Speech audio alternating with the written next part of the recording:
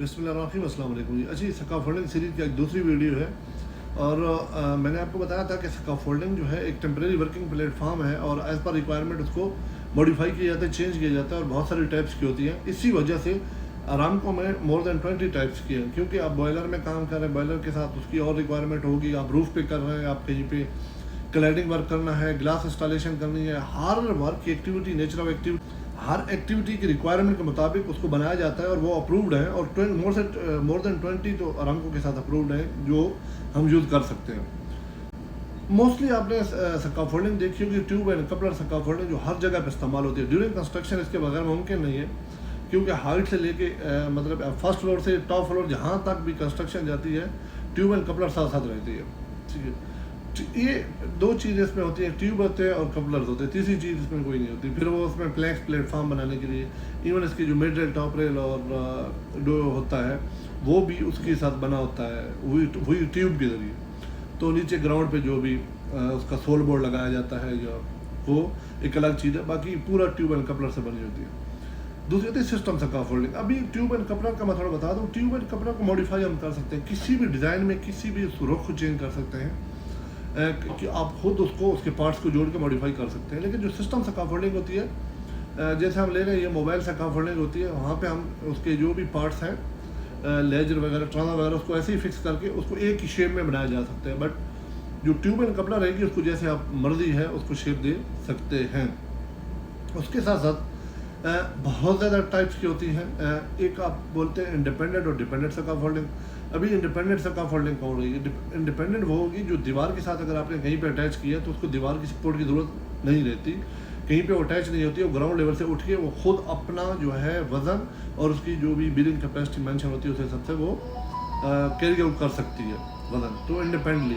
दूसरी होती है डिपेंडेंट। डिपेंडेंट का मतलब उसका आप रिवर्स ले लें, ठीक है, उसका अल्टरनेटिव है, यानी कि उसको सपोर्ट की चाहे ज़रूरत होती है, चाहे वो कहीं पे भी एंकर करें, उसको दीवार के साथ अटैच करें, या उसको दूसरी चीज़ की सपोर्ट की ज़रूरत होती है, उसको बोलते हैं डिपेंडेंट स्कैफोल्डिंग। अच्छा, उसके अलावा हमारा बर्ड केज आता है। बर्ड केज आपने देखा होगा। बर्ड केज का मतलब बर्ड केज की तरह वो पूरा एक फैला होता है, उसका जो है जितने भी पार्ट्स होते हैं, जैसे स्पेशली अभी कोई स्टील स्ट्रक्चर खड़ा किया है और उसको अगर उन्होंने इरेक्ट करना है या उसको कलर करना है, पेंट वगैरह करना है, तो बर्ड केज जो पूरा उसका केज की तरह बनाया जाता है, जो ताकि इजीली हर जगह पे एक्सेस हो सके। होता है कंटिन्यूर, आप लोगों ने सुना होगा कि जैसे कोई शेड वगैरह होते हैं, शेड या वो जो पार्ट उस बिल्डिंग स्ट्रक्चर से बाहर की तरफ जाता है, तो उसको सपोर्ट करने के लिए, उसको बनाने के लिए कैंटिलीवर होता है, जिसकी एक वर्टिकल सपोर्ट लगाई जाती है और उसका एक मेन प्लेटफॉर्म होता है, जो उसे कैंटिलीवर कहते हैं। उसके बाद ये हमारा सस्पेंडेड स्कैफोल्डिंग। सस्पेंडेड आपने देखा होगा, इसमें क्रेडल वगैरह भी हम यूज़ करते हैं, उसे भी सस्पेंडेड ही कहते हैं। जैसे ऊपर उसकी जो स्लेंथ होती है उसको किसी चीज़ के साथ एडजस्ट किया जाता है, किसी बिल्डिंग के पार्ट से या कहीं पे भी हैंग किया जाता है और पूरा फ्रीली नीचे फ्री होता है, उस सस्पेंडेड होता है। वो ग्राउंड पे उसका कोई, उसके साथ हमारा आगे सस्पेंडेड स्कैफोल्डिंग। सस्पेंडेड आपने देखा होगा, सस्पेंड मतलब हवा में मोलेक ही होता है, उसका ग्राउंड से कोई लिंक नहीं होता, उसका जो पार्ट्स होता है डायरेक्टली वो अटैच होता है ऊपर उससे, चाहे स्ट्रक्चर है, कोई बिल्डिंग है, वहाँ पे।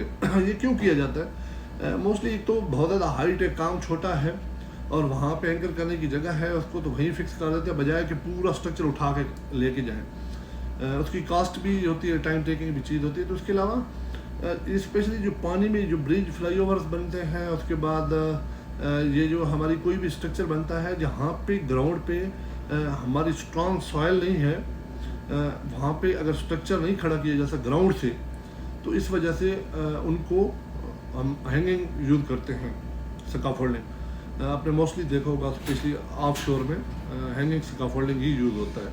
अच्छा, उसके बाद हमारा आ गया मोबाइल स्कैफोल्डिंग। मोबाइल जो मोबाइल कर सके, मूव कर सके, उसे मोबाइल स्कैफोल्डिंग कहते हैं। टावर मोबाइल हो या जो भी उसका हो हाइट, लेकिन मोबाइल स्कैफोल्डिंग का जो हमारे कस्टर्ड व्हील होते हैं, नीचे टायर होते हैं जो उसको लेके कहीं भी मूव कर सकते हैं, उसको मोबाइल स्कैफोल्डिंग। एक तो स्टेशनरी स्कैफोल्डिंग है, कहीं पे हमने फिक्स कर दिया, उसको मूव नहीं आप कर सकते, उसको डिसमेंटल करके इरेक्ट करना पड़ता है। तो इसके नीचे टायर होता है, आप कहीं भी लेके जा सकते हैं और ऐसे काम के लिए यूज़ किए जाते हैं जो बार बार आपको मूवमेंट की ज़रूरत होती है।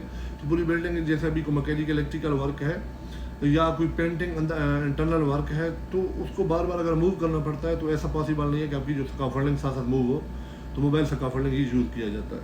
जी हमारा ट्रेस्टल स्कैफोल्डिंग आ गया या लैडर स्कैफोल्डिंग। ये टाइप लैडर देखा होगा, ये टाइप लैडर को दोनों तरफ से लगा के ऊपर प्लेटफॉर्म बना दिया जाता है और टेम्परेरी वर्क के लिए अगर छोटे मोटे हाइट पे काम करना है तो उसको हम यूज़ करते हैं। स्कैफोल्डिंग हार्स वो एक घोड़े की तरह जैसे कोई मन होता है ना स्टूल, वहाँ पे वो बना होता है और छोटा सा उसको उसकी साइड भी कोई एज प्रोटेक्शन भी नहीं होती, वो मतलब समाल हाइट पे यूज़ हो सकता है। अच्छा ये एक हमारा होता है लेडर जैक स्कैफोल्डिंग और उसके साथ सेम मिलता जुलता एक होता है पंप जैक स्कैफोल्डिंग। अभी इन दोनों का जो है ना मूवमेंट जो होती है वो जैसे हम कार का अगर टायर चेंज करना है तो हमारा जो जैक होता है उसको पुश करते हैं तो वो ऊपर उठ जाता है। ये दोनों होता है, एक क्योंकि लेडर इसको बोलते हैं क्योंकि आम लेडर होता है, उसके साथ मूवमेंट पार्ट होता है जहाँ जैक होता है जो उसको उसके जो वर्किंग प्लेटफॉर्म उसको ऊपर नीचे किया जा सकता है। जो पंप जैक है वो भी काम सेम है, लेकिन लाजमी नहीं को लेडर वो कोई और भी उसके साथ जो वर्टिकल कोई भी स्टैंड हो सकता है और उसके साथ वो जैक फिटेड किया जाता है, फिट होता है। और उसके बाद हमारा रूफ ब्रैकेट स्कैफोल्डिंग वो ज़्यादा जो होते हैं ना, हमारा पूरा इंक्लाइंड छतें होती हैं जैसे इंग्लैंड में या हमारे पाकिस्तान कश्मीर में है, तो वहाँ पे रूफ ब्रैकेट इस्तेमाल किए जाते हैं और ब्रैकेट के साथ वो प्लेटफॉर्म या कोई भी वुडन प्लैंक्स यूज़ करके उसको सपोर्ट के लिए बनाया जाता है, क्योंकि दूसरी स्कैफोल्डिंग उसका एंगल ऐसा होता है कि पॉसिबल नहीं होती लगाना। तो ये कोई स्कैफोल्डिंग की टाइप थी। इंशाल्लाह इसके बाद इसको फर्दर बहुत सारी चीज़ें इसको डिस्कस करेंगे। ओके, अल्लाह हाफिज़।